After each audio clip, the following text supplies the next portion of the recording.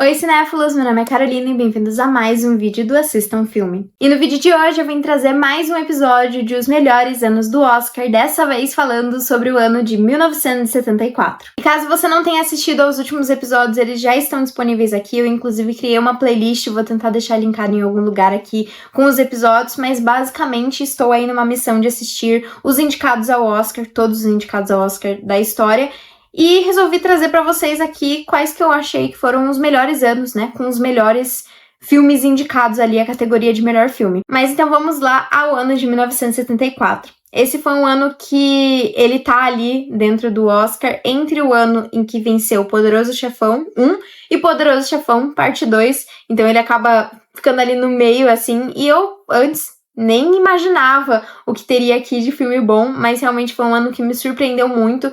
Eu gosto bastante do filme que acabou ganhando, mas enfim, aqui trarei quem que eu acho que deveria ter ganhado realmente. Vou começar então falando do que eu menos gosto pro que eu mais gosto, mas aqui na verdade eu gosto muito de todos eles. Todos os filmes me surpreenderam muito positivamente e, enfim, vamos então para o vídeo. Bom, em quinto lugar então ficou o filme A Touch of Class. Esse é um filme de comédia, então é muito legal ver gêneros diferentes aqui fazendo parte do Oscar. Esse ano, inclusive, é um ano que 3 filmes de comédia foram indicados para a categoria de melhor filme, o que é algo muito diferente assim para o Oscar e muito legal, e os filmes de fato são muito bons, então eu fico muito feliz também. E esse aqui basicamente é mais para uma comédia romântica, assim. Eu admito que ele é um filme que em alguns momentos ele me pareceu datado, eu não consegui não olhar com os olhos de hoje em dia, e uma das temáticas dentro do filme é traição, o que me pareceu um pouco esquisito, assim, né, quando você olha agora, mas era 1973, né, filmes indicados para 74, então assim, tá bom.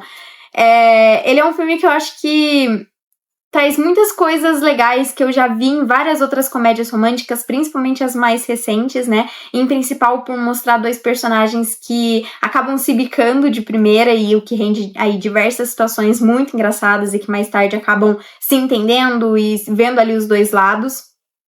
Acho que o filme peca um pouco por não abordar a situação das famílias ali desses 2 personagens envolvidos, né? Em que diversos momentos eu, pelo menos, fiquei me questionando sobre a família dessas pessoas.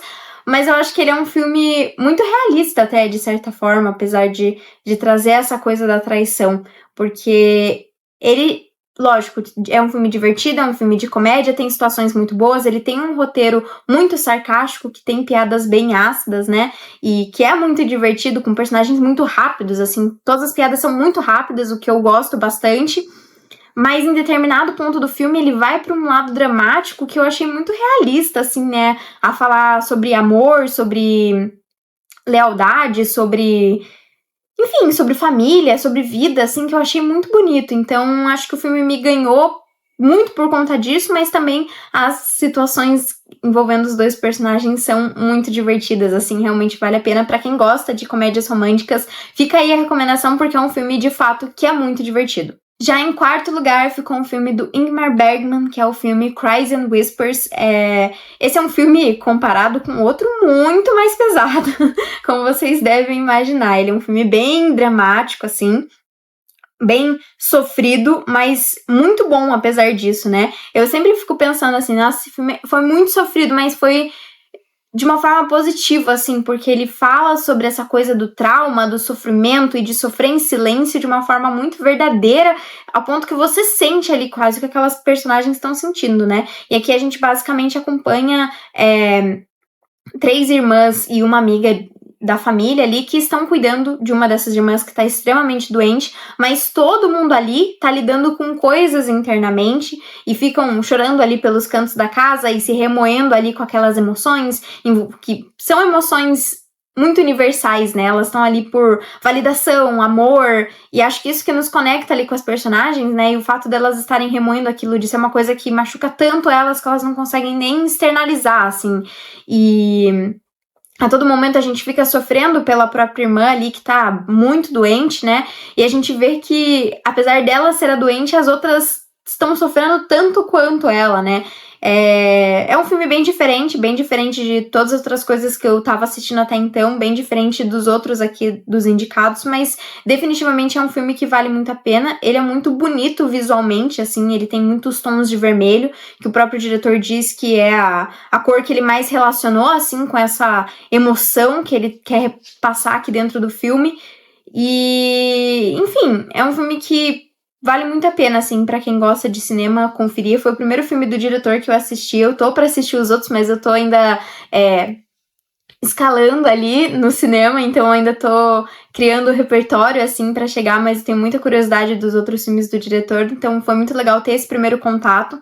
E definitivamente é um filme que vale muito a pena, né? Tanto é que estou falando aqui que esse ano foi muito bom do Oscar. Já em terceiro lugar ficou o filme American Graffiti, que é um filme dirigido pelo George Lucas, mas que não tem absolutamente nada a ver com Star Wars, a não ser o fato de ter o Harrison Ford também. Ele é um filme que retrata muito... Ele parece muito biográfico da vida do George Lucas, mas ele, na verdade, traz muito mais um retrato ali daquela época, da juventude, ali dos anos 60, assim, né, dessa coisa de... Ele basicamente acompanha um grupo de amigos que tá ali no seu último dia de ensino médio, onde eles estão meio perdidos. Alguns estão pensando se vão, o que vão fazer, como que vão pra faculdade, o que vai acontecer com o relacionamento, e acho que é um filme que, apesar de retratar muito bem uma época, né, que retrata essa geração mais rebelde, mais inconformada e que quer viver grandes aventuras, que quer se aventurar, né? Ainda assim traz um sentimento que é muito comum, acho que para todos os jovens no momento que acabam a escola, ou enfim, até um pouco depois, ali nos seus 18, 20 anos, em que você tem aquela sensação de estar perdido, de não saber muito bem o que você quer, para onde você vai, o que você quer fazer. E ele é um filme que basicamente acompanha esse grupo de amigos, mas separadamente, né? Esses amigos, a gente acompanha 4 histórias diferentes, cada um deles vivendo ali na noite, e essas histórias em diversos momentos acabam se cruzando, o que é bem divertido e rende coisas muito legais.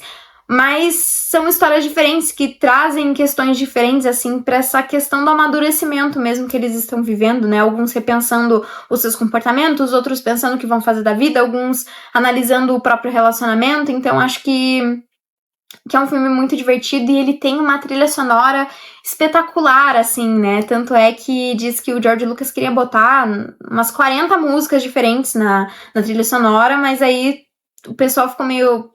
Putz, acho que a gente não vai conseguir o direito para todas essas músicas. Mas, de fato, a seleção de músicas desse filme é sensacional e acho que representa muito bem, assim, a época. Toda essa questão das músicas meio que se solucionou porque a Universal aceitou financiar ali o filme quando o amigo do George Lucas, né, o Francis Ford Coppola, que tinha feito o grande sucesso Poderoso Chefão no ano anterior, topou ser o produtor ali do filme. Então, enfim, curiosidades legais aí desses amigos de Hollywood.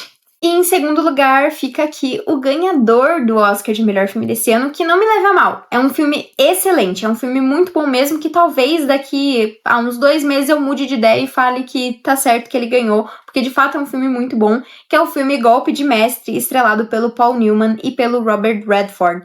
E esse filme é muito divertido, assim, ele basicamente acompanha uma jornada de vingança ali, né, após um amigo em comum desses 2 personagens ser morto. Eles, que são golpistas, resolvem se vingar ali do assassino, e é um filme muito legal porque ele tem uma identidade bem velho oeste, assim, tanto as músicas, que são engraçadas, assim, meio mais comédia, até pelo tom do filme, mas até pelo estilo dos personagens, assim, né, e a todo momento aqueles personagens parecem estar escondendo segundas intenções. Então o filme tem algumas boas reviravoltas em alguns momentos que você pensa, opa, ele traiu ele, mas não, na verdade era tudo um plano, mas tudo faz sentido, sabe? Não fica forçado em nenhum momento nada disso, né?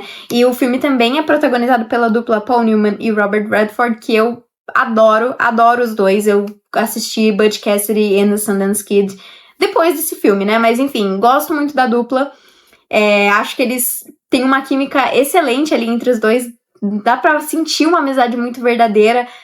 dos filmes deles, e aqui não é diferente. Acho que eles são muito rápidos, assim, um com o outro, o roteiro é muito inteligente, o filme é muito divertido e, enfim, vale totalmente a pena. E aí, falando de Universal, né, já que eu comentei sobre o filme anterior, aqui novamente trazendo mais uma curiosidade, esse é o primeiro filme da Universal Pictures desde Nada de Novo no Front, que é de 1930, a ganhar o Oscar de melhor filme. Então, de certa forma, eu fico um pouco chateada de falar que eu preferia que o outro tivesse ganhado. Mas vamos lá para o primeiro lugar. Em primeiríssimo lugar, e assim, esse foi um filme que eu assisti recentemente e que eu não acredito que eu demorei tanto tempo para assistir, e de fato ele é tudo isso que todo mundo fala, fica pra mim o filme O Exorcista. Ele é um filme que eu esperava que fosse completamente diferente, mas na verdade ele é muito impressionante, assim, né? Primeiro, vou dar uma breve falada sobre filmes de terror. Eu, particularmente, sinto que os filmes de terror que envolvem a questão religiosa, eles têm que ser um pouco a mais, porque é uma temática meio constante e que já dá um medo por si só. Então ele sempre tem que passar, assim, trazer algo novo e diferente. E aqui em Exorcista os caras acertam demais. E lógico, né, ele é um filme que tem efeitos visuais muito marcantes ali pra época, né, muito porque eles tiveram que fazer grande parte desses efeitos de forma prática, e são feitos de uma forma realmente muito impressionante, utilizando cabos, maquiagem, filmagem que realmente impressiona. Fica um pouco datado olhando com os olhos de hoje, claro, mas ainda assim é algo extremamente impressionante, assim, pra época, até pra um filme de terror que parece...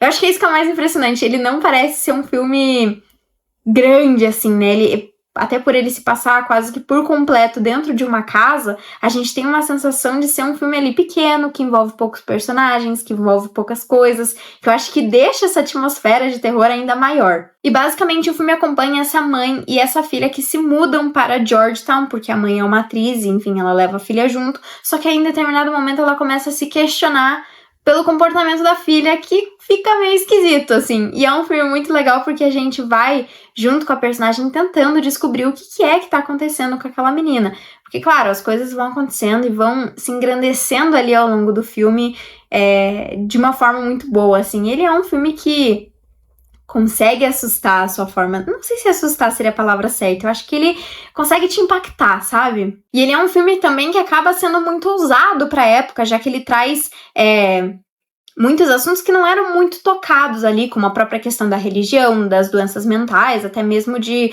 suicídio, enfim, que eram algo que não era muito comentado ali na maioria dos filmes, né? E muito ousado até mesmo para um filme de terror. Ele, inclusive, é o primeiro filme de terror a ser indicado ao Oscar. Tivemos alguns poucos depois dele, né? Mas acho que ele também acaba sendo marcante não só dentro da premiação, mas também dentro do cinema do terror mesmo, né? Deixando várias referências ali para vários outros filmes. Outra coisa muito legal do filme é que o roteiro dele dá diversas pistas ali ao longo do filme que mais tarde vão se complementar ali dentro da história. Meio que nada é por acaso ali dentro daquela história e que a gente só vai percebendo ali mais perto do final.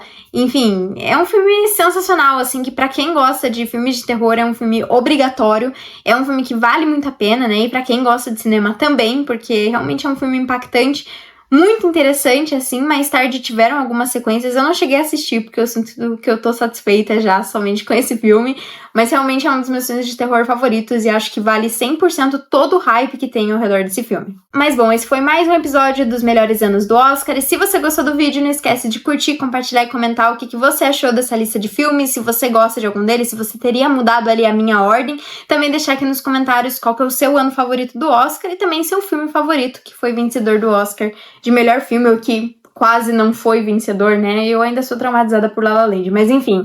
Então foi isso, até o próximo vídeo.